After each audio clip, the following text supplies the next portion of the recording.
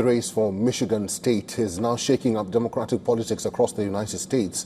Progressive outsider Abdul El-Sayed has defeated the party establishment's preferred candidate in a critical Senate primary, and this development has triggered a fresh debate over whether the Democrats should embrace a new left-wing coalition ahead of the 2028 presidential race or keep fighting it.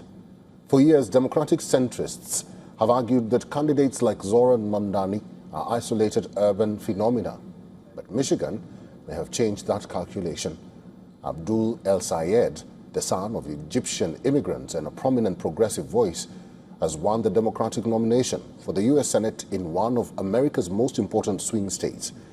And he did it despite being dramatically outspent. His opponent, Representative Haley Stevens, benefited from more than $60 million in outside spending, including substantial backing from groups linked to AIPAC, Chevron, and Philip Morris.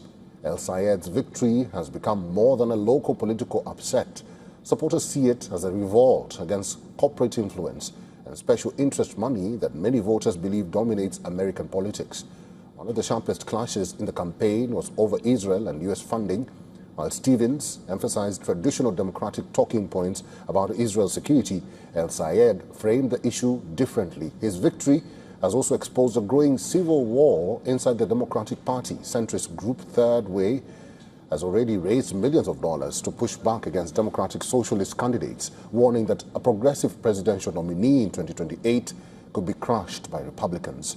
Critics argue that Democrats are repeating a familiar mistake, that is, fearing progressive candidates more than they fear losing to Donald Trump. Trump himself has already attacked politicians like El-Sayed as dangerous radicals who would bring what he calls death and squalor and poverty. The challenge for El-Sayed is whether he can expand beyond the progressive base and build a coalition capable of winning statewide in November. That effort may have received an important boost from Barack Obama. Just days after the primary, the former president called El-Sayed for what the Michigan nominee described as a really warm conversation. But they understand that the only way that they think they can win is to drag us into the mud, to believe the worst about each other, to believe that what divides us is bigger than what unites us.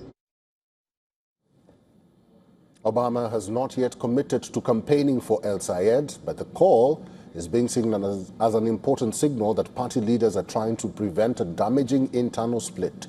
For Democrats, the Michigan race has become a test case. Can a new generation of outsider progressives build the broad coalition needed to win battleground states, or will the party continue battling its own left wing while Republicans exploit them?